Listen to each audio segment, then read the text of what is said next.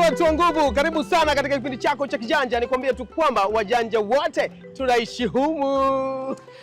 Na usitoke katika runinga yako, kwani katika kipindi hiki utapata fursa ya kuweza kukutana na vijana wabunifu kama ilivyo kawaida yetu. Na msimu huu tuko hapa katika mkoa wa Lindi. Mjomba Chilambo, una historia gani ya Lindi? Nikwambie tu kwamba Lindi ni moja ya mikoa ambayo iko pwani kusini mwa Tanzania, na mji huu wa kihistoria umepakana na bahari ya Hindi, tukiwa tunaselelea juu yake kutoka eneo moja kwenda eneo jingine. Lakini nikwambie tu kwamba mji huu wa kihistoria ulianza kujulikana karne ya 11. Waarabu walifika hapa, lakini baada ya vita ya kwanza Wajerumani pia walifika hapa, na baadaye Waingereza. Kwa wewe ambaye hujaenda shule, basi chukua hii, au sio? Usinichoshe bwana wewe, usinichoshe. Lindi kulitia nuksi. Kunani Lindi? Bwana Lindi, safari hii tunakwambia kijana katika mabadiliko kupitia ubunifu unaolinda mazingira. Na hii ilianza na historia ya wakoloni kufika hapa na kupanda miti ya sufi, na wazawa wakaendelea. Hivyo hata kijana wetu naye aliona rasilimali hiyo na akaifanya kuwa fursa.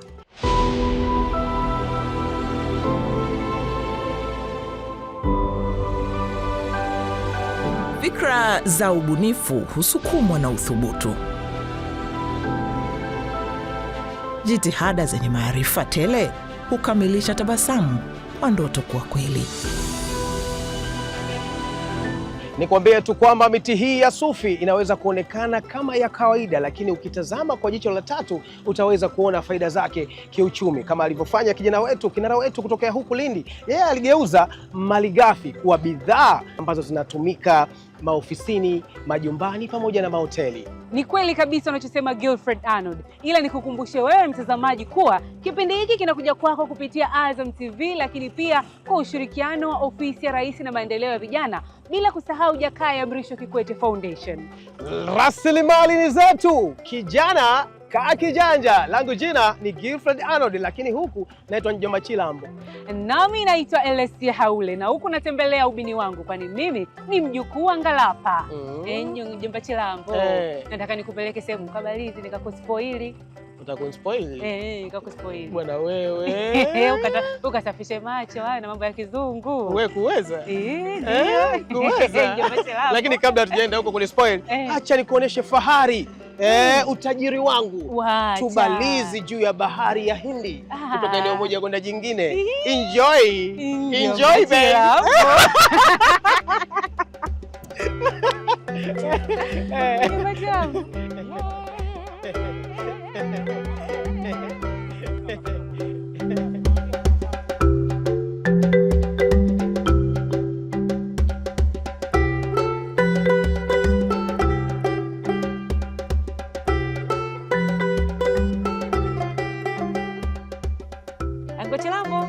Wazi.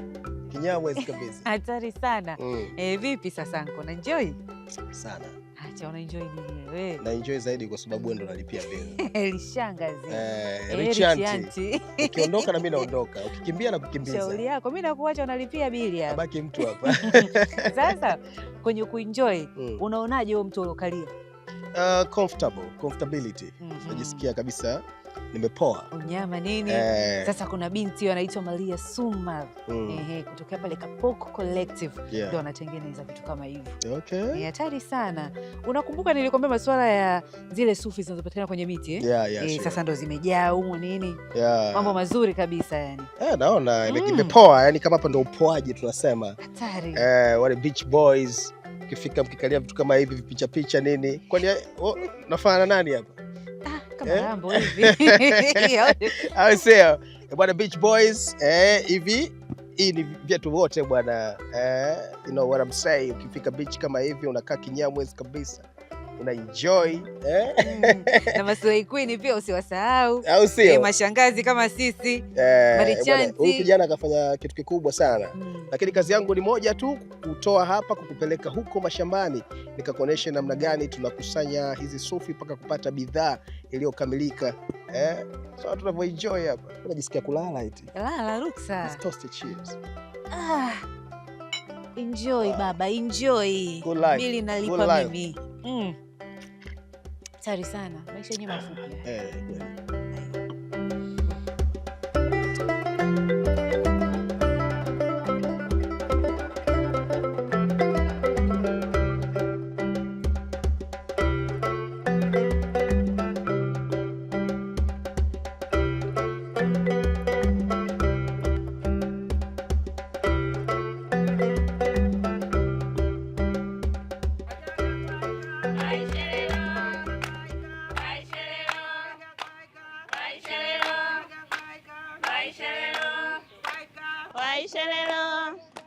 Waishelelo, waishelelo, waishelelo, waishelelo, waishelelo, waishelelo, waishelelo, waishelelo, waishelelo, waishelelo, waishelelo,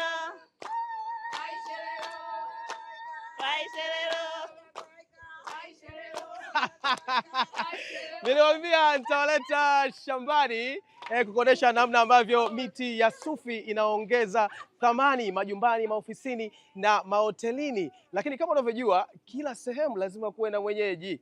Ndepana ufanyeje vango. Niko hapa na mwenyeji wangu, lakini hapa ni ofisi ya kata ya Ngapa. Mwenyeji wangu atanielekeza na kunitambulisha kwa wanakijiji. Alafu baadaye nitakuchukua hapa, nitakupeleka huko mashambani nikakuonesha mtindo na mbwinu za kukusanya hizo sufi. Wewe kuweza? Habari yako? Salama, karibu na Gilfredi. Jamani, kwema mama? Kwema. Safi? Safi. Lindi kwema? Kwema. Wa baba je? Kwema niambie mwenyeji wangu. Karibu sana bwana Gilfredi. Asante. Bwana, mimi hapa ni afisa maendeleo ya jamii kata ya Ngapa. Karibu Ngapa kwanza. Asante sana. Nimefurahi. Umeona nyimbo yetu tumekupokea, ina shamla shamla hiyo inasema walisema hawafiki, leo wamefika. Tumefika. Mgeni wetu amefika jamani, tumpokee. Asanteni sana. Tunaanzia wapi? Tutaenda kwanza kusaini kitabu cha wageni, then tutaenda site kuona hilo jambo lenyewe. Sawa. Baada ya kupokelewa katika kikundi cha Umoja wa Sufi kilichopo katika kata ya Ngapa, tunaungana na mbunifu wetu Melia kwenda mashambani kuokota sufi na baadaye kwenda kuongeza thamani kwa kutengeneza bidhaa mbalimbali. Kwa nini uliamua kutumia zao hili la sufi kutengeneza bidhaa zako? Mimi nimeamua kutumia sufi kwa sababu nilikuwa nasafiri naziona tu zinazagaa barabarani, hazina matumizi. Nilikuwa najiuliza kwa nini watu hawatumii hii pamba, kwa sababu ukiona hii tunda ina pamba nzuri sana, ina pamba soft ambayo ina matumizi nyingi kwa ajili ya furniture, mito, vitu kama hizi, na enzi za mababu zetu walikuwa wanazitumia kutengeneza bidhaa. Lakini plastic ilivyokuja sokoni watu wameacha kutumia hiyo. Sisi tunarudisha matumizi ya sufi kwa sababu inatengeneza alternative kwa plastic. Na sisi tunajua kwamba plastic ikishazalishwa inaendelea kuishi, haiozi. Mwisho wa siku plastic inakuwa pollution, inaharibu mazingira. Lakini hii ni material ambaye sio tu inatengeneza alternative kwa plastic, lakini pia inasaidia miti za sufi kubaki. Kwa sababu bila matumizi ya sufi, hizi miti hazina thamani, zinakatwa, zinatumika kama mbao. Lakini sisi tunajipa pamba thamani, lakini pia unakuta miti ya misufi mara nyingi zinapatikana kwenye sehemu za vijijini, wapi ajira ni ngumu, wapi wenye jamii wanapata changamoto kwa ajili ya mapato yao kidogo. So hiyo ni kitu ambaye inaweza kutengeneza bidhaa, lakini pia inaweza kulinda mazingira kwa sababu inasaidia miti sio kukatwa, lakini pia inaongeza mapato kwa wenye vijiji na ambaye tunashirikiana nao. Lakini kiangalia hapa naona kuna mnatumia hizi pamba, lakini kuna mbegu. Hizi mbegu mnatumia amboni kama ni fursa ya kufanya vitu vingine hivi?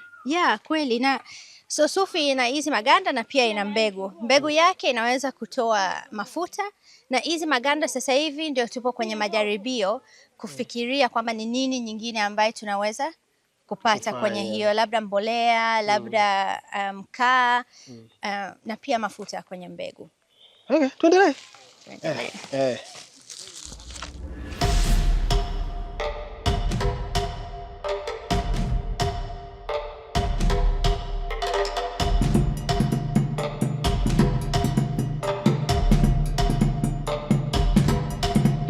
Baada ya kukusanya sufi kutoka mashambani, kama unavyoiona hii hapa, hii ndio hatua ambayo inafuatia. Tunaibangua hivi, tunatoa mzigo kutoka ndani, alafu hii ndio hatua inayofuatia. Lakini hatua hii niko na Mjomba Salum, anaweza kaielezea zaidi. Mjomba Salum, kwa nini hapa tunachambua hivi? Hii ni sufi na tunachambua kutafuta umaridadi, tunachekecha hizi mbegu ili tunaweza kupata sufi ambayo ilikuwa ni safi kabisa kama unavyoiona. Kwa hapa naona kuna mbegu zinashuka chini huko.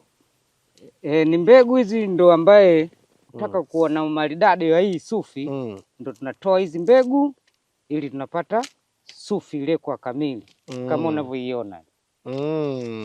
Kwa tunachukua mzigo sasa huu, baada ya kutolewa mbegu tunaweka kule. Tunaweka hapa. Kama hivi tunaweka hapa. Ikitoka hapo ni tayari kwa kwenda kiwandani. Mtazamaji, inawezekana ukawa unashangaa namna gani tumejifunga vitambaa. Hivi ni vitambaa ambavyo vinatusaidia kama unavyojua hii sufi inatoa vumbi, kwa ajili ya kulinda afya zetu tunavaa hivi. Ndio maana wote hapa unapoona tumevaa kwa ajili ya kuhakikisha tunakuwa salama kiafya. Na huu ndo mzigo ambao tayari sasa tunauweka pale kwenye kiroba chetu tayari kabisa kwa ajili ya kwenda kiwandani. Mzigo wetu ni huu hapa kama unavyoona huu. Sasa mimi nitauchukua huu hapa alafu nitaupeleka kiwandani. Tuendelee kujifunza zaidi. Sasa hapo bwana, ngoja nikupokee konyeshe mtindo. Tuweke sasa hapo.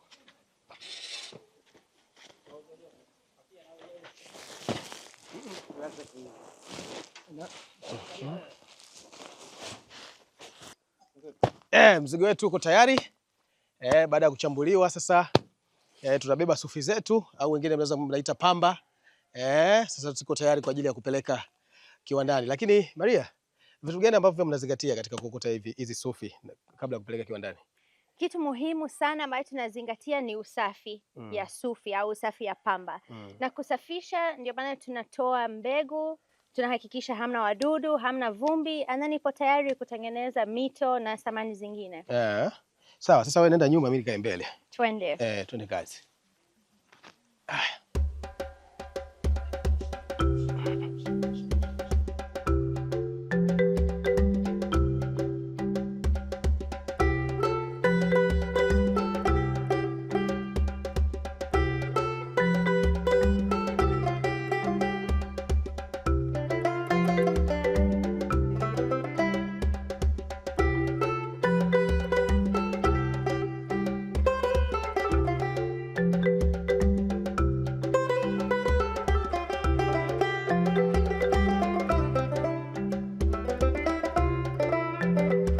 Kwa sasa mzigo wetu uko tayari kabisa kwa ajili ya kusafirishwa.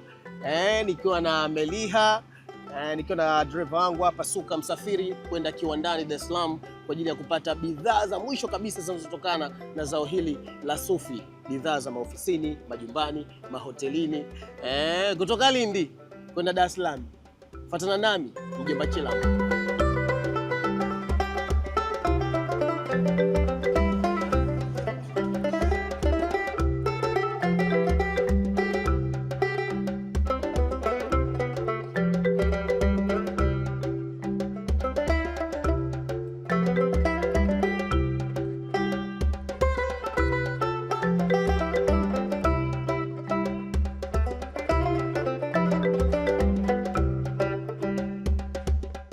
Hatimaye tumefika Dar es Salaam. Safari ilikuwa ni ndefu yenye uchovu ndani yake, lakini tumefika salama, na kama unavyojua jiji hili ukifika lazima unyoshe kidogo. Engo imezingatiwa, sawa. Karibu sana katika kiwanda hiki Kapok Collective, tukiwa tunaendelea kujifunza yale mazuri kuhusiana na malighafi au zao la sufi. Na hapa ni kiwanda ambacho tutakwenda kuona namna gani ambapo tunakwenda kupata bidhaa iliyokamilika, yani kutoka kwenye malighafi kuja kwenye bidhaa ambayo mpaka sisi tunaitumia majumbani, maofisini pamoja na mahotelini. Karibu sana Kapok Collective, nikiwa na mwenyeji wangu ambaye nimefika naye na huyu mwingine Melia. Mambo vipi? Poa, karibu sana. Asante, unajisikiaje? Niko fresh. Pole na safari. Asante, pole na wewe. Naona wafanyakazi wanaendelea na shughuli. Ndio. Tunaanzia wapi hapa? Tumeshaleta mzigo wetu. So kwanza mzigo ikitoka mkoani, Ng'apa, Korogwe, sehemu mbalimbali, ikifika hapo kwanza tunapima mzigo. Tunaandika hii mzigo imetoka kwa nani, kiasi gani, alafu ndio tunakuja kwenye kushona mifuko ya shepu na aina tofauti tofauti. So kwanza tunatengeneza mifuko kutumia hii material ya nyeusi kwa sababu inahakikisha kwamba uko salama. Madhara hazipo za pamba kwamba hazitoki ukilala huko vizuri. Alafu ndio tunatengeneza cover kama hizi ambayo zinakuwa na zip. Unaweza kufungua ukatoa, unaosha. Na kama unaona tunayo mifuko ya aina tofauti na shape tofauti. Kwa mfano hiyo ni dog bed au mito ya mbwa au paka ambayo imeshakamilika. Hiyo ndio ya ndani. Hii ndio mito ya mbwa sasa. Hawa ni mbwa wapi hao? Mbwa wa kizungu wale manunu. Mbwa wa kishua tuseme. Manunu wote. Unaona shughuli. Acha na mbwa wako wa Kiswahili. Mbwa asubuhi anakula vitumbua. Alafu tunayo cover mbalimbali kama ukichagua pattern, unachagua kitenge ya utamaduni yetu, unataka kufurahia culture ya Kitanzania. Ukihitaji tu rangi yenyewe kama grey, tunayo. Ni wewe tu. Ni wewe mteja ndo anachagua kwamba anataka cover ya aina gani. Kwa hiyo kunakuwa na cover ya ndani alafu kunakuwa na cover ya nje. Ni mazingira gani ambayo yatanifanya mimi nibadilishe labda cover? Au kwa nini sasa? Labda kama ulikuwa una enjoy sana, umejimwagilia maji kidogo au umemwagia kinywaji kidogo, unataka kuiosha, umechafua, umekuta imekaa nje iko na vumbi, unaitoa tu kirahisi kama ulivyotoa, unafua, unaivalisha tena. Au labda kama wewe uko na theme, uko na party, labda inabidi kila kitu iwe rangi fulani, unabadilisha tu cover, lakini mifuko ya ndani inabaki ile ile. Lakini vipi kwa hali ya hewa? Tunajua siku hizi au tunajua kwamba hali ya hewa mara nyingi huwa inabadilika, kuna mvua, kuna jua, na tulitumia hizi bidhaa beach ni mazingira ambayo sometimes kuna mvua. Inakuwaje? Tunazingatia hiyo pia kwa sababu tunaweza kukutengenezea layer kwa ndani ambayo inahakikisha material yoyote inakuwa waterproof, lakini hata kama wewe ni hoteli ambayo uko karibu na beach, unataka watu ambao wanaogelea pia wakalie hizi bidhaa, tunakutengenezea waterproof cover. Basi mimi nashukuru na sisi nikuache ukapumzike au na misele unataka kupita kidogo labda au nikuache ukapumzike. Sasa inabidi tu nipumzike, uongee na Bahati. Umechoka sana. Basi sawa, wewe Maria unaweza kuendelea na shughuli zako. Asante sana. Bahati, habari yako? Salama, vipi hali? Salama, kwema? Kwema. Pole na kazi. Nashukuru Mungu. Una muda gani toka uanze kufanya kazi hapa Kapok Collective? Kapok Collective hapa na almost miaka 3 ambayo inaingia miaka 4 kwa sasa. Na umenufaika vipi na mradi huu? Nimenufaika kwenye masuala mazima hapa Kapok inasaidia kuniingizia kipato ambayo iko kipato kinasaidia katika masuala ya elimu kwa ajili ya watoto wangu na hata vile vile matumizi ya nyumbani. Pale ambapo mimi nimeolewa na mume wangu, kwao na watoto ambao sasa pale mume wangu akizungukia huko akapata kidogo chochote kitu na mimi nikifanya kazi hapa napata chochote kitu. Tunazichanga basi kidogo watoto wanasaidika kwenye masuala ya elimu, kula, afya. Nashukuru Mungu kwa hilo. Faida nyingine? Faida nyingine hii kazi ya Kapok pia inasaidia kwenye masuala, kwanza kwa mfano mimi pia ni mtumiaji wa hivi vitu pia. Kule nyumbani na kwenye mito inasaidia kwenye masuala ya mgongo. Mtu ukiwa unatumia hizi pamba za sufi katika mito inasaidia, unakuwa una relax, mwili unakuwa hausumbui. Ndio. Kwa kweli. Kwa hiyo ni hivyo pia, na nilikuwa napenda kuwashauri vijana wenzangu wajihusishe na kazi mbalimbali, hata wanawake. Ushonaji pia ni kazi, wasidharau wakasema ni kazi ambayo sio nzuri. Ukiwa na wafani yako ushonaji basi inasaidia kwenye majukumu na inasaidia wanawake wengine wasibweteke au mzembe. Ukai kizembe. Unajua unaomba pesa yako kwa ni tamu sana. Unajitafutia mwenyewe. Tumeweza kuona namna gani ambavyo sasa tunapata bidhaa ambayo imekamilika kutoka kwenye malighafi. Na mimi nikiwa nimepoa kinyamwezi kabisa. Upoaji umezingatiwa, sio? Yes, na ni kuhakikishia kwamba hii bidhaa mimi nitaondoka nayo. Nitaondoka nayo kwa sababu niko comfortable sana. Na comfortable. Lakini kabla ya kuondoka nayo nikwambie tu kwamba safari yetu haijaisha. Lazima nirudi Lindi au lazima turudi Lindi. Yaani wewe hata uwe busy vipi? Yaani wewe lazima turudi Lindi. Hata uwe busy. Itabidi. Najua umechoka lakini no way. Manake Elesia na watazamaji wanataka kufahamu zaidi kuhusiana na wewe. Kwa lazima turudi Lindi. Twende niwaeleze kila kitu. Au sio? Yes, lakini kabla ya kurudi Lindi, nataka nikukutanishe na mfanyabiashara huyu anaitwa Rahma kutokea Swahili Home. ili atueleze namna gani ambavyo amenufaika na mradi huu wa zao la sufi, bidhaa kutokea hapa. Swahili Home tunajihusisha na kuuza furniture ambazo ziko tayari, lakini pia tunatengeneza kulingana na mteja anavyohitaji. Katika moja ya bidhaa ambazo tunaweka dukani ni mito ya kukalia, puffs ambazo tunazichukua kutoka Couple Collective. Hapo awali tulikuwa tunatengeneza wenyewe, lakini tulikuwa tunatumia plastic microbeads ambazo ni ghali kwanza kupatikana, ambazo zinakuwa imported na ubora wake sio mzuri kama ambavyo tunatumia hizi sufi za sasa hivi kwa kutoka Couple Collective. Sufi ziko soft, more comfortable. Kwa hiyo mteja akikalia ule mto mkubwa ama beanbag anakuwa more comfortable zaidi. Tofauti na awali wakati tulikuwa tunatumia plastic microbeads. Sisi Swahili Home tunajikita na kutengeneza vitu vya Kiafrika zaidi, vitu vya nyumbani zaidi. Sana sana tunapenda kutumia material kama kitenge ambayo inatengenezwa hapa is an added advantage. Tangu tumeanza kutumia bidhaa ya sufi kutoka Couple Collective, mauzo yetu yameongezeka. Kwa sababu zamani kuimport inachukua muda mpaka upate hizi bidhaa, lakini kwa sababu hizi sufi ni locally made, inakuwa upatikanaji wake ni rahisi, production yetu inakuwa kubwa, maana yake na mauzo pia yanakuwa yanaongezeka.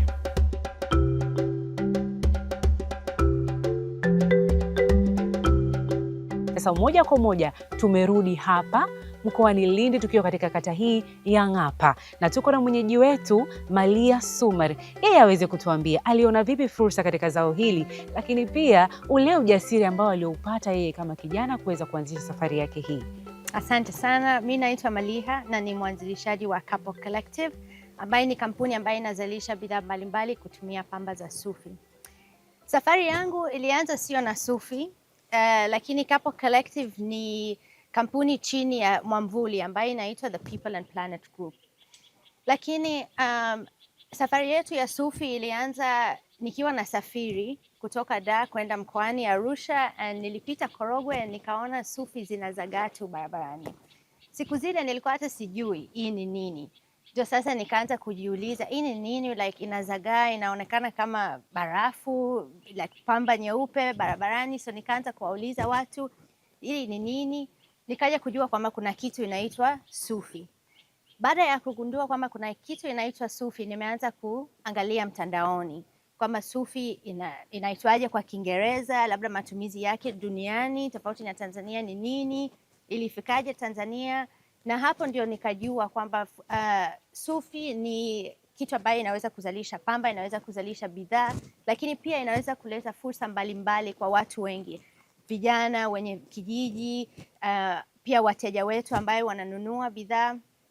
Tulianzia hapo. Lakini elimu zaidi kuhusu utumiaji wa sufi au uchakataji, utengenezaji wa sufi nimepata kwa wenye vijiji ambao walikuwa wanafanya hizi shughuli enzi ya mababu zao, walikuwa wanatengeneza migodoro, lakini ni soko ambayo wamekosa plastiki ilivyoingia sokoni. Katika ubunifu ambao mnaofanya, elimu yako ikoje? Kuna mchango wote wa elimu ambao unahusika mpaka kufanya ubunifu unaofanya?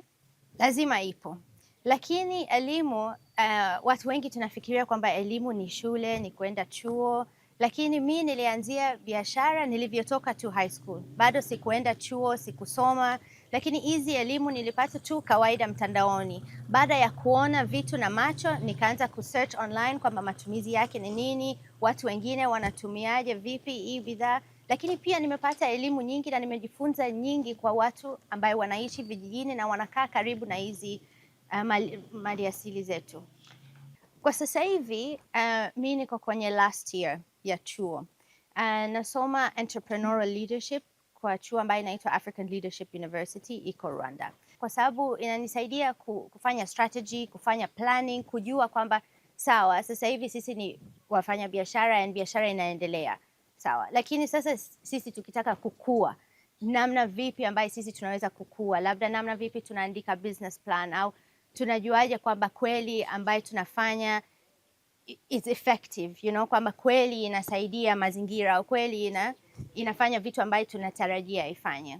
Na nimshukuru Mungu sana kwamba wazazi wangu walipokea vizuri sana kwamba mimi nilikuwa sitaki kuanza chuo right after kumaliza shule. And the reason kwamba walinipokea vizuri kwa sababu waliona kwamba mimi nafanya kitu ya maana. Ilikuwa sikai tu nyumbani hivi. Nyinyi kama Kapoo Collective mnahisi mnafanya nini ili kuweza kusaidia kwamba elimu inafikia jamii, waache kukata miti lakini wajue manufaa yaliyopo kwenye zao hili la sufi? Tunaendelea kuwaelimisha kwamba msikate hizi miti, lakini wao wenyewe pia wanaweza kuona kwamba mwaka huu nimeweza kupata milioni 1 kwenye hizi miti 3. Sasa kwa nini niikate na nikose hela mwaka ujayo? So ile ni kitu ya kwanza. Ya pili ni kwamba sisi tunashirikiana na kata ya Ng'apa, ni tuweza kusema pilot yetu ya kwanza wapi sasa hivi tupo kwenye mazungumzo na wenye vijiji, lakini pia kamati ya maliasili ya kata, so that tuweze kuchagua miti na kuzilinda kama kata. Hapa tuko Ng'apa mkoani Lindi. Ni maeneo gani mengine ambayo waga unatembelea kwa ajili ya kukusanya hizi sufi? Mkoa wa Lindi tunashirikiana na vijiji 5. Ng'apa, kuna Molela, Ndanda na Chingwea, lakini pia Lindi mjini. Pia tunanunuaga sufi Korogwe, Tanga. Sasa hivi tunaanzia Zanzibar, lakini pia tunatafuta vijiji na kata zingine. Mmoja wapo ni Morogoro pia ambayo tunataka kuanzia karibuni. Lakini hii ni kitu ambayo iko nchini nzima na tunatamani kwamba siku moja tutaweza kufikia miti zote nchini Tanzania. Kwa sasa unaweza kutuambia ni watu gani ambao wananufaika na uchakataji mzima wa bidhaa zako? Yeah. Kwa sasa hivi wateja wetu zaidi ni mahoteli, manyumba, shule, ofisi ambayo wananunua kama zile bidhaa ambayo uliziona, viti za kukalia, magodoro, vitu kama hivyo. Lakini soko yetu kwa future na matamanio yetu hatutaki kuishia kwenye kutengeneza samani, lakini sisi tunataka Tanzania kama nchi iwe exporter kubwa ya hizi pamba kwa dunia. Kwa nini? Kwa sababu dunia sasa hivi inaongelea kuacha matumizi ya plastic, kwa sababu plastic inaharibu mazingira, sio nzuri kwa afya yetu. Na sasa watu wakiacha matumizi ya plastic wanatafuta material ambaye ni asili, ambaye ni biodegradable, ambaye biodegradable manake inaoza, sio kama plastic, lakini pia inasaidia kulinda mazingira. And tunatamani kwamba siku moja kama Tanzania tutakuwa tuna export macontainer za pamba za sufi. Wape hasira vijana, waambie ni kwa namna gani unaona maisha yako yamebadilika tangu umeingia kwenye ubunifu. Unanufaika vipi kifedha, kipato, wewe na wale ambao unafanya nao kazi? Manufaa, watu wengi wananufaika na hii shughuli ya sufi. Nikianzia na mimi naweza sasa kujilipia kwenda chuo mwenyewe, lakini pia tunaajiri watu ofisini kwetu. Tunayo full time watu 3, tunayo watu ambao wanasaidia mara moja 5, lakini pia vijijini tunashirikiana na watu 40 ukiangalia mkoa zote ambayo tunafanya kazi. And nikupe tu example moja ya mtu ambaye yuko na Chingwea. Yeye income yake kwa mwezi ni 70,000. Yeye anategemea kulima. Sisi wote tunafahamu kwamba siku hizi kulima inakuwa changamoto kwa sababu ya mabadiliko ya tabia nchi. Lakini kwenye shughuli ya sufi ndani ya miezi 4 ameweza kupata milioni 2.5. Sasa unaona mtu ambaye anapata 70,000 anaenda kwa milioni 2.5, ni jump kubwa sana. Na kwake yeye ana familia, ana watoto wake kweli walikosa kwenda shule kwa sababu income yake ilikuwa ndogo, lakini sasa anaweza kuwapeleka shule, anaweza kuwa support nyumbani. Na pia watu ambao wanafanya kazi na sisi wana manyumba, wana watoto, wanawasomesha. Na hata watu wazee wananufaika, vijana wananufaika. Tuseme kwamba wewe ni mtu ambaye una nafasi kubwa sana ya uongozi au nafasi yoyote katika nchi hii. Ni kitu gani ambacho unahisi ungefanya cha tofauti kingeweza kuboresha usalama wa miti hii, lakini pia kukuza ule uelewa wa watu kuto kukata miti ili kuweza kulinda mazingira? Mimi ningeweka miti za sufi iwe reserved species.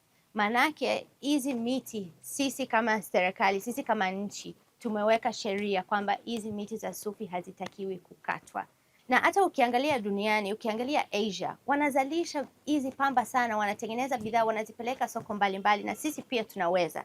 lakini tunaweza tu tukilinda hizi miti. So ile ni kitu muhimu sana, lakini pia ningeanza kuwaelimisha watu wakiwa wadogo, wakiwa shuleni, umuhimu ya miti ya sufi, lakini pia umuhimu ya maliasili zetu zote na umuhimu wa sisi kama Watanzania kuzimiliki na kuzipeleka kwenye soko mbalimbali. Mapafu ya ulimwengu wetu yapo kwenye mazingira, na hapa tunaongelea zaidi kwenye misitu. Tumeweza kumsikia kijana wa msimu huu Malia Sumar, yeye akijisikia fahari kuona kwamba ananufaika kupitia ulindaji wa mazingira kwa kunufaika na zao hili la miti ya sufi. Sasa moja kwa moja nikukumbushe kwamba kauli mbiu ya msimu huu tunakwambia kijana katika mabadiliko kupitia ubunifu unaolinda mazingira. Sasa nikupeleke uweze kusikia wanufaika wana yepi ya kusema juu ya manufaa haya. Lakini kabla ya hapo, afisa maendeleo katika kata hii ya Ngapa, yeye aweze kutuambia kabla ya ubunifu huu kuanza katika kijiji chao, hali ilikuwaje? Kusema ukweli, kabla ya kuja dada Mara hapo, watu walikuwa wanachukulia sufi kama uchafu tu, kwa sababu hawana elimu kwamba hii sufi inaweza ikabadilishwa ikatengeneza mto. Kwa hiyo alikuwa anachukulia tu kama uchafu. Miti ipo mingi na inazalisha sufi nyingi, lakini utakuta tu zimedondoka zinazagaa kama uchafu. Kwa hiyo hamna mtu ambaye alikuwa anazingatia, na wengine miti ya misufi ipo kabisa kwenye nyumba zao, tukiachana na hii ambayo tu imeota pembezoni. Wengine yani lakini walikuwa wanaona tu kama uchafu. Kwa hiyo anaweza tu akakusanya akaenda akatupa dampo, yani kukeleka tu na ile mazingira kwamba zimesambaa, lakini walikuwa hawaioni kama thamani. Faida ambazo zinapatikana kwa sababu ya huu mradi zipo nyingi. Inaleta maendeleo binafsi kwa vijana wetu ambao wamepata fursa hii ya kukusanya sufi. Kama serikali tunaamini kwamba hicho kikundi kidogo kikipata maendeleo, ni kata nzima imepata maendeleo. Kwa hiyo ile zana nzima ya kwamba tunapambana kuleta maendeleo kwenye kata yetu inaanza chini. Kwa hiyo kikundi sasa hivi ni kidogo, lakini kadri siku zinazozidi kwenda ina maana wataungana na wengine watakuwa wengi. Lakini pia inatusaidia sana katika utunzaji wa mazingira. Sasa watu washaona kwamba hii miti ya sufi ni fursa. Kwa hiyo kila mtu sasa hivi mti wake ambao hata umezunguka kwenye maeneo yake anaukumbatia. Kwa hiyo hata usafi wa mazingira imesaidia, lakini pia hakutakuwa na ukataji miti ovyo, kwa sababu sasa hii kila mtu anaona ni fursa, naweza nikaitumia kujiletea kipato. Nashukuru nilipata taarifa za kuonekana ukutaji wa sufi, mpaka na mke wangu nilimshirikisha. Ikawa tunajitahidi, sisi tunaokota, yeye anabangua. Maana hata kama na yeye anasema anashukuru kwa anapata riziki. Tukawa tunaanzia kuokota sufi ndogo ndogo bila kujua mbele kitatokea nini. Lakini nashukuru mpaka sasa hivi kipato ninapata, watoto nawasomesha, kula na kula. Kwa kawaida sisi ni wakulima. Kwa hiyo ulipokuja mradi wa sufi umetuongezea advantage kwenye maisha yetu. Kwa hiyo tunapunguza zile changamoto ambazo tulikuwa tunakutana nazo kwenye kilimo. Kwa hiyo tunatumia muda mfupi sana kwenye kilimo ili tupate kuja kutafuta riziki nyingine. Hatutumii gharama yoyote zidi tu ya kwenda kwenye miti na kufuata kile kinachohitajika. Tukishakipata tunakuja sisi kama kikundi, tunazitengeneza na kuziweka sehemu salama. Kile kinachopatikana kama kikundi tunagawana ili kila mtu anachokipata anaenda kufanyia mahitaji kwenye familia yake. Kikundi kama kikundi tukikutana, kwa sababu kuna watu wa umri tofauti tofauti. Kwa hiyo kuna mengi ya kujifunza. Ikiwemo mimi bado mdogo. Umri wangu na ninokutana nao ni vitu viwili tofauti. Kwa hiyo ambacho sikijui leo, nikishakutana nao na hao watu, kuna vitu najifunza, appetite ya akili yangu inafanyaje? Inaongezeka. Huu mradi unanipatia kipato, unaweza kumeki haja zangu. Mtoto anapoenda shule anahitaji matumizi, akirudi nyumbani anahitaji apate chakula, kuna kufua, kuna kupata mavazi. Kwa hiyo ninapopata ile hela, at least naweza kuigawanya. Ni kipi nimpe mwanangu, na kipi ninunue chakula, na kipi nikanunulia mavazi. Kwa hiyo mimi kama mimi kinaniletea manufaa. Yaani kinanipa afueni ile ya maisha. Naweza nikasema kinafanya vizuri kwa upande wangu. Kama kikundi sasa hivi ni tuko rasmi, tunaweza tukapata mikopo. Pia tulikuwa tuko kwenye mazingira mazuri ya utendaji wa kazi. Ila mwekezaji wetu ametupatia kiasi kidogo cha fedha ambacho tunaweza tukatengeneza kiframe chenye ubora ambacho tutafanyia kazi kwa wakati wa hali ya hewa yoyote, ikiwa mvua, ikiwa jua. Si kile kibanda kitatupa wakati mzuri wa kufanyia kazi. Kwa hiyo sisi tutapata hela ya sufi au huo mradi masaa 24 wakati wowote. Mkopo mkubwa sana ambao anaweza kunufaika nao moja kwa moja ni mkopo wa 10% ambao unahusiana na vijana, wanawake na watu wenye ulemavu. Kwa hiyo kuna 4% kwa ajili ya wanawake, 4% kwa ajili ya vijana, 2% kwa ajili ya watu wenye ulemavu. Kwa hiyo kwa sababu tayari wameshakuwa kama kikundi, na maana wanakuwa wamepata uhalali wa kusajiliwa kama kikundi, na watakaposajiliwa tayari wana biashara ambayo wanaifanya. Kwa hiyo wana uwezo wa kuomba mkopo ili kuweza kukuza biashara yao.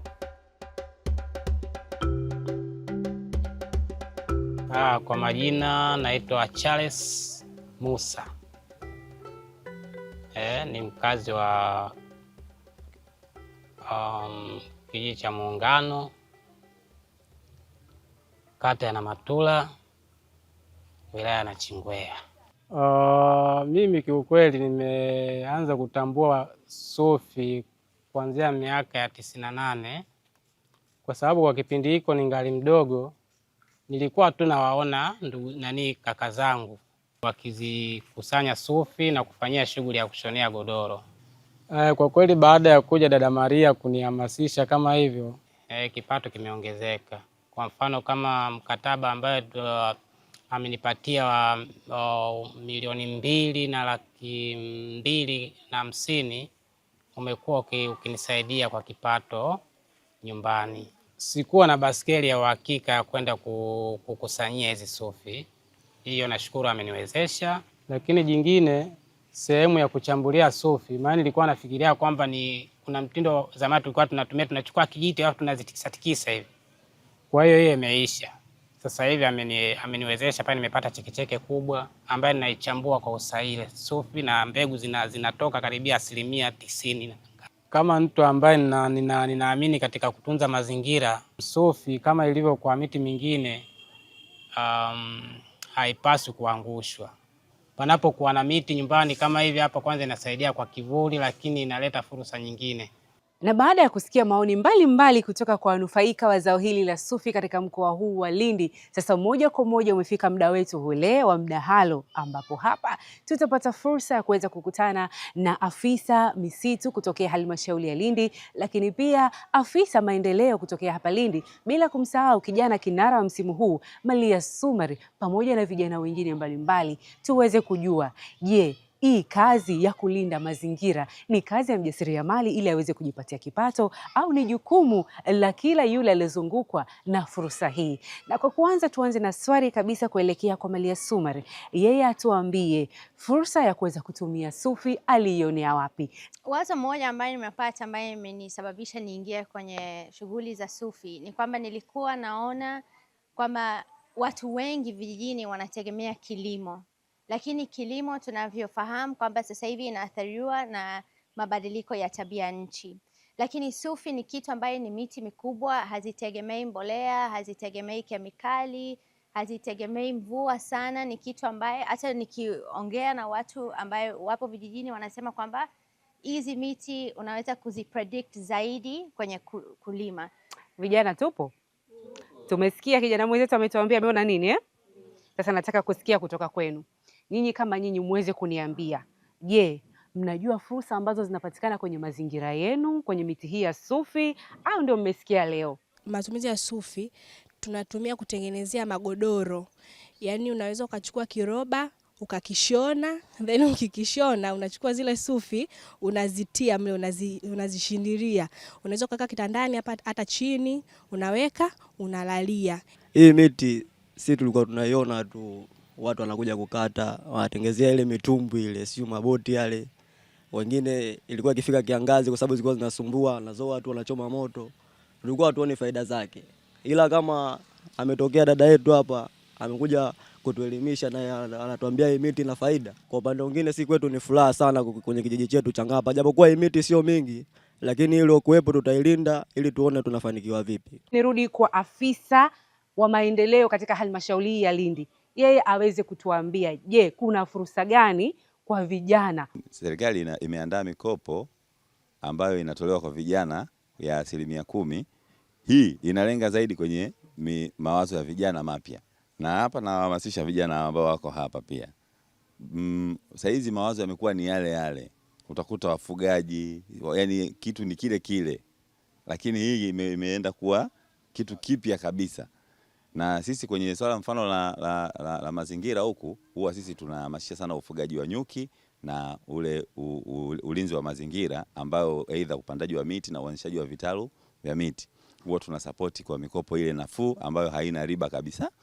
Huwa tunawakopesha vijana kwenye vikundi, lakini kwenye hii naona imekuwa wazo la mtu mmoja. Sasa hii na yenyewe tunahamasisha vikundi kwenye hii. Tunaweza tukapata maeneo ambayo pia tunaweza tukaanzisha vitalu vya miti ya aina hii. At least sasa tupate sio miti tena ya misufi, ila mashamba ya misufi. Maana yake sasa tunakuwa tumehamia kwenye biashara huko. Je, tunajua fursa ambazo tunazo katika jamii yetu sisi kama vijana, tukiwa kwenye kikundi au tukiwa mmoja mmoja? Fursa zipo mkiwa kwenye kikundi. Kuna vitu vingi vya kujifunza kutokana na umri tofauti tofauti ambao mnakutana. Mmoja wapo nikiwa mimi. Umri wangu sio mkubwa sana, lakini nikija kukutana na mzee hapo, kuna vitu hatanibadilisha. Na mimi akiwepo wa chini yangu, kuna vitu nitambadilisha. Kwa hiyo naomba vijana wenzangu wajitokeze kwa wingi, tubuni vitu kama hivyo. Fursa zipo zinazotokana na misitu kwa mazingira ambayo yanatuzunguka, lakini kitu ambacho kipo, yani kama vijana au tuseme kama jamii ambayo tupo, hatufanyii mkazo zile fursa. Hatuzichangamki, yani hatujaziwekea maanani. Kwa sasa hivi, kwa hii elimu ambayo tutaipata, sisi kama ambao tupo hapa na wengine, tutajitahidi tuweze kupeana elimu, tuhamasishane ili tuweze kufikia lengo. Lakini changamoto kubwa ile kuwepo ni ukosefu wa elimu. Kwa mfano, kama hivyo anavyokuja hapa dada yetu, kuna vitu tumejifunza kupitia yeye. Lakini hata pia mashuleni hakuna ufundishaji mzuri ukapata kujua kwamba hiki kinaleta faida na hiki hakileti faida. Changamoto kubwa ni ukosefu wa elimu na wataalamu, kwa sababu sisi wengine tupo tu majumbani. Pia mashuleni hakuna wataalamu wanapita kutoa hizi elimu wala mitaani.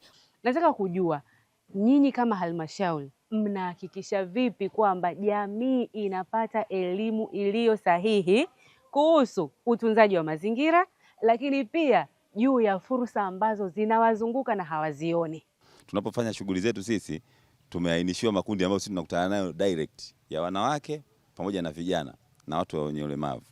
Hawa vijana sisi kwa upande wa halmashauri yetu huwa tunaandaa kwanza mikutano ya kila kata, ambayo hii huwa sio productive sana kwa sababu hawafiki kwa ule wingi tunaotaka kwenye yale maeneo. Tukienda kwa ajili ya mikutano hii ndio sehemu pia ya kupata elimu. Lakini serikali imeanzisha kitu kimoja kizuri sana sasa kwa vijana wa kike. Kuna mradi unaitwa Timiza Malengo. Huu mradi una identify watoto wa kike hawa ambao wana umri chini ya miaka 24 wako kwenye riski time, yani hao ndio tunasema vijana ambao wako kwenye hatari zaidi, wanapelekwa kwa ajili ya mafunzo mbalimbali pale VETA. Sasa shida inayotokea ni kwamba kila mmoja huwa ana idea yake kichwani. Mwingine fundi baiskeli, mwingine si nini, huwa anaenda pale tayari na idea yake. Lakini hatuangalii hizi idea mtambuka ambazo sasa hizi zina faida. Kwa hiyo bado sisi tunaendelea kutoa elimu, tunafanya midahalo, kuna makongamano ambayo yanaandaliwa kiserikali na pia ngazi ya halmashauri ili kukutana nao kundi kubwa zaidi. Sasa turudi kwa Maliha, yeye atuambie, yeye alipata fursa mpaka kufikia ubunifu anaofanya?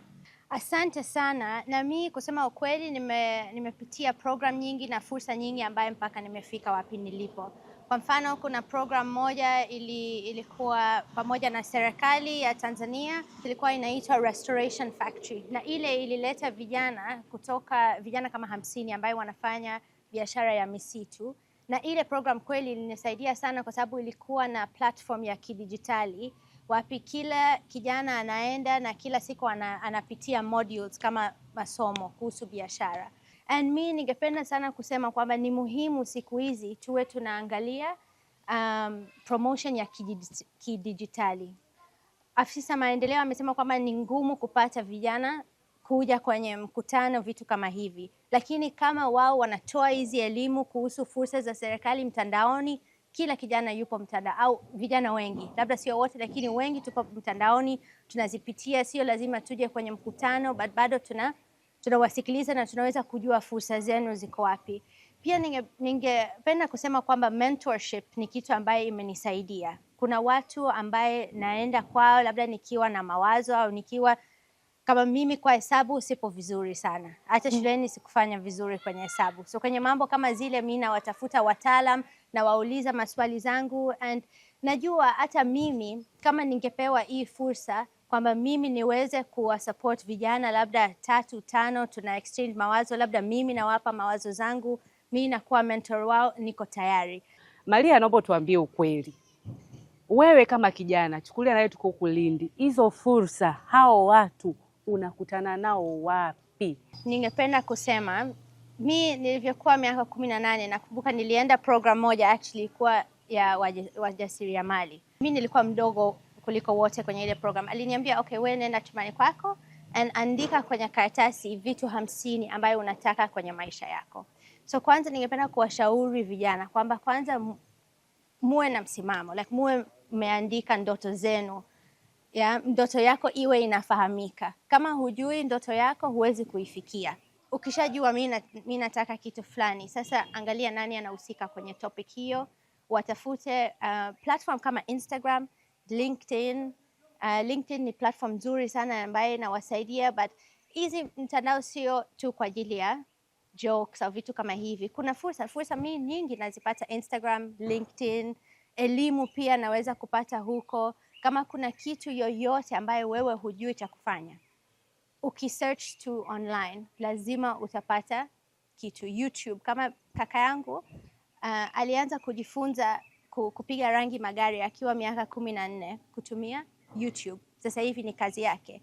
So hizi vitu like kila kitu ipo mtandaoni, inabidi tu tujue jinsi ya kutumia mtandaoni. Swala zima la ubunifu lakini pia ulindaji wa mazingira katika jamii yetu, hilo swala tuachie wabunifu na wajasiriamali kama Maliha, au ni sisi wenyewe ambao tuko kwenye jamii husika? Halmashauri naona huwa ina taratibu zake kwenye mambo ya ulinzi wa mazingira pamoja na kusimamia.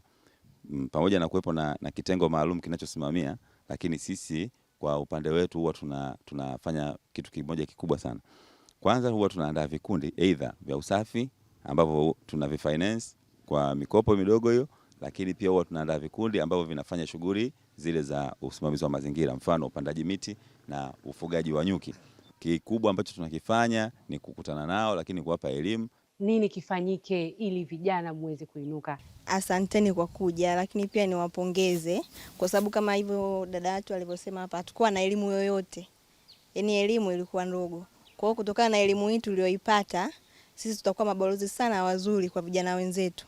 Tutawashauri pia kutunza mazingira, lakini kama kipindi cha kiangazi kinapokuwa, yani sufu zinakuwa zinamwagika sana. Kwa hiyo tutajitahidi kuzilinda kwa sababu tushaona ni fursa kwetu na kwa watu wengine pia. Lakini ameongelea pia kitu kuhusu mitandao ya kijamii. Hapa wengi ni wajasiriamali. Na yeye amesema vitu vingi sana amejifunza kwenye mitandao. Kwa hiyo na sisi pia tutapushi biashara zetu au vitu vyetu tunavyovifanya kwenye mitandao. Yaani ametugia ile chachu ya kufanya zaidi na zaidi. Kwa hiyo asante sana. Ukiwa na Sufi, namba yangu najua imekuja kwenye screen yenu. Please nipigie, niko tayari kununua Sufi kwenu, lakini pia nataka kuahidi zaidi vijana wa Ng'apa kwamba na Walindi kwamba kweli sisi tuko tayari kushirikiana na nyie, kwa sababu hii ni fursa kwa ajili ya sisi wote.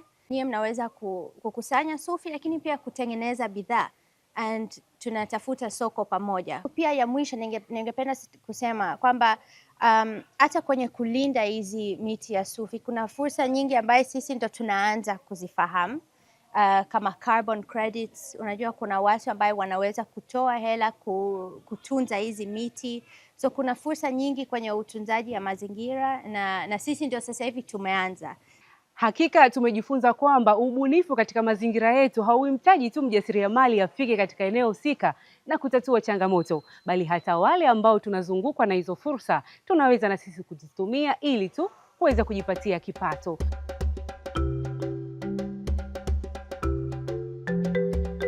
Asanteni sana watu wetu wa Lindi, asante sana wewe mtazamaji ambaye umefuatana nasi katika kipindi hiki kutoka mwanzo mpaka mwisho.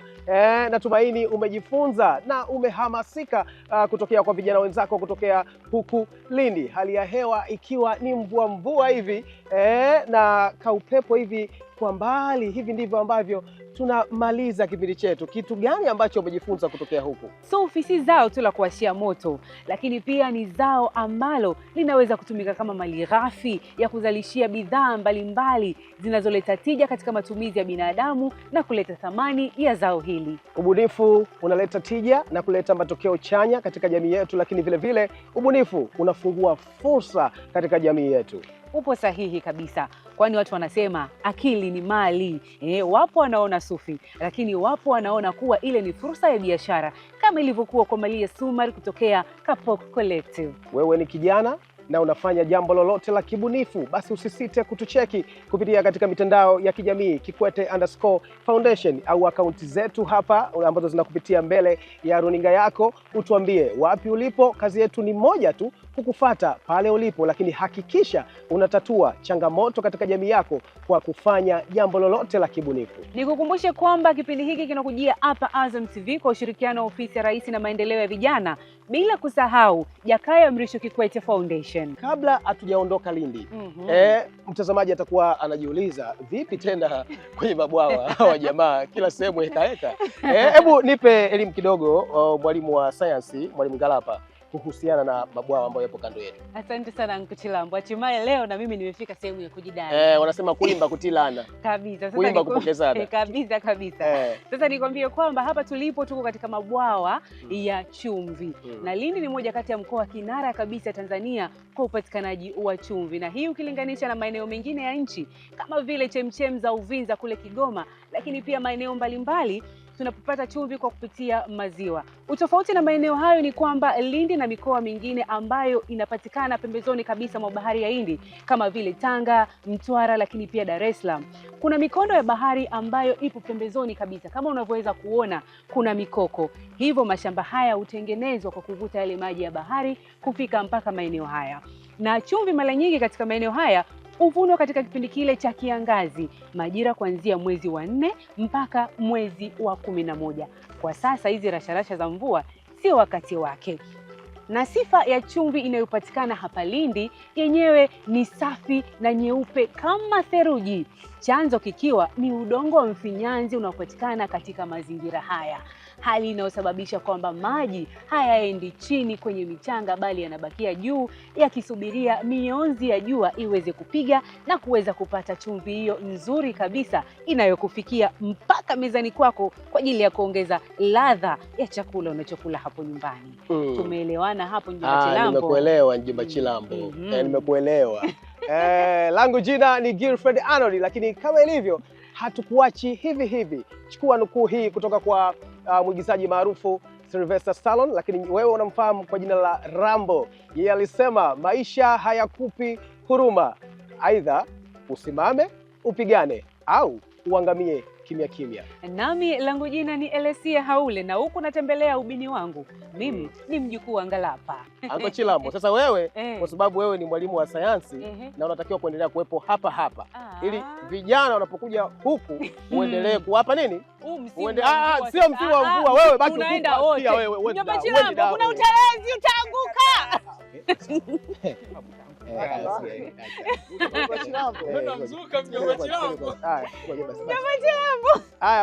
Ngoja turudia mwisho chifu. Mama. Nilipotuliza kichwa zile details za mwisho. Chifu angetaja tu practice tusingemaliza.